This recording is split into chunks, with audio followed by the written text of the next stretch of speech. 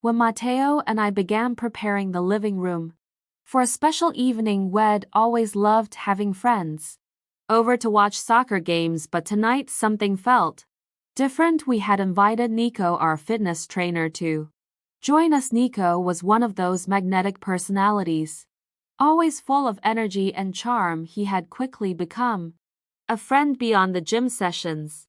"Do you think he'll like the food?" I asked, placing a tray of snacks on the coffee table. "Of course he will. He'll love it," Mateo replied with a warm smile. He was in the kitchen perfecting the spicy chicken wings that Nico couldn't get enough of. The doorbell rang and I opened it to see Nico standing there beaming with his signature smile, arms loaded with bags of beer. "Ana, Mateo ready for the big game," he exclaimed as he stepped into our home, instantly making himself a part of it. The night unfolded perfectly. We settled onto the couch, dimmed the lights, and chatted about everything and nothing while the pregame commentary hummed in the background. Mateo and Nico discussed strategies and bets while I laughed at their banter, soaking in the easy camaraderie. Nico's playful teasing had a way of making everyone feel comfortable. When halftime rolled around, Nico got up to grab more beer and I followed to help. As we stood in the kitchen, he turned to me and said, "Ana, you and Mateo are amazing. It's rare to see such a close and welcoming couple." "Thank you, Nico. We really enjoy your company," I replied with a smile. For a moment, his eyes lingered on mine and I felt something stir deep within me, a spark I hadn't noticed before. I shook it off as we returned to the living room where Mateo was waiting with another round of jokes. The second half was just as lively, and when Mateo's team scored the winning goal, the room erupted in cheers. As the night came to a close, Nico hugged us both and said, "You two are awesome. Let's do this again soon." "Definitely," we replied after he left. I looked at Mateo and smiled. "That was a great night, wasn't it?" "Yes," he said, pulling me into a hug. "I think we've made a friend for life." But in the days that followed, I couldn't shake the memory of Nico's intense gaze in the kitchen. It stayed with me, an unspoken tension that refused to fade. Mateo, oblivious, carried on planning our next soccer night. One afternoon, while Mateo was at work, I impulsively picked up my phone and dialed Nico's number. My heart raced as he answered on the third ring. "Ana, what a nice surprise," he said, his voice warm. "Hi Nico, how are you? I was wondering, would you like to come over again to watch another game?" "Mateo and I would really like that," I said, trying to sound casual. "Of course, when tomorrow night does that work?" "Absolutely, can't wait." When Mateo got home that evening, I told him about the plan. He was thrilled. Unaware of my inner turmoil, the next day I prepared everything as before, my nerves fraying as the clock ticked closer to Nico's arrival. When the doorbell rang, my heart pounded. Nico greeted me with his radiant smile. "Ana, it's great to see you again." "Come in, Nico," I said, trying to steady my voice.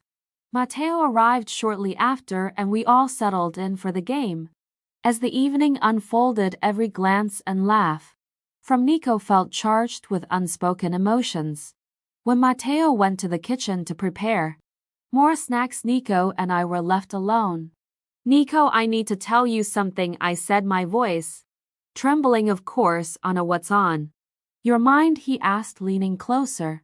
I've been thinking about you since the last time we met. I can't ignore it," I confessed. He stared at me, stunned. "Ana, I feel something for you too, but it's complicated. Mateo is my friend and I don't want to hurt him." "I understand," I whispered, "but I needed you to know." Before either of us could say more, Mateo returned, breaking the moment. The tension lingered, invisible to anyone but us.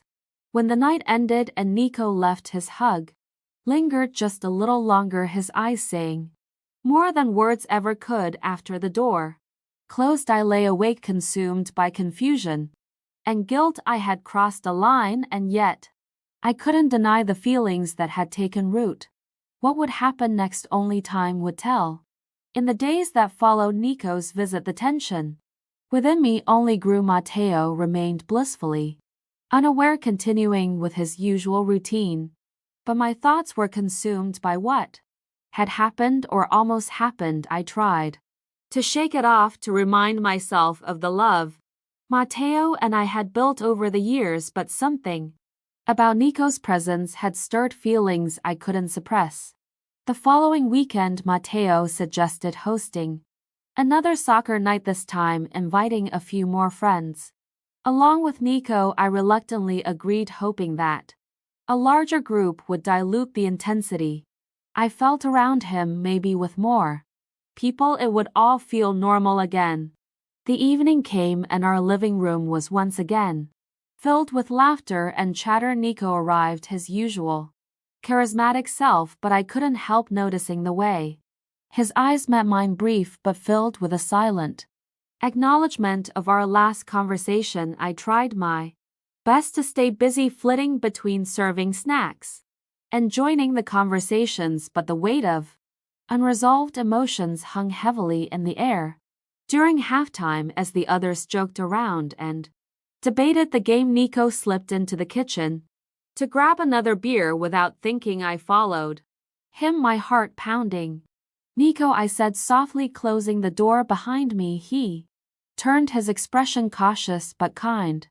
"Anna, we can't keep doing this," he said. "Before I could even start, I care about you, but this, it's not right. Mateo doesn't deserve this."